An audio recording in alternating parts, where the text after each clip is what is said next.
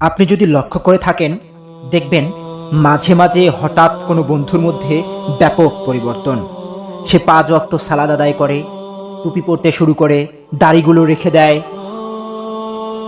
কেন এই পরিবর্তন?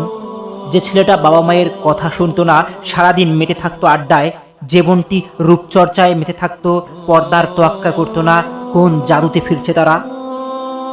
চারিদিকে যখন পাপ আমাদের গ্রাস করছে, ভ্রান্তির চোরাবালিতে যখন সমাজ, ঠিক তখন সঠিক পথ দেখতে পেয়ে লাখো যুবক ফিরছে রবের দিকে। এরকমই নিরে ফেরা ২৬টি গল্প নিয়ে সাজানো বই প্রত্যাবর্তন, যেখানে আছে নাস্তিক থেকে আস্তিক হওয়ার গল্প, মুসলিম পরিবারে জন্ম নিয়ে মরে যাওয়া আত্মার ফিরে আসার গল্প। কোন জাদুতে ফিরছে তারা? কেন ফিরছে তারা? জানতে হলে পড়তে হবে প্রত্যাবর্তন। সম্পাদনায় আরিফ আজাদ।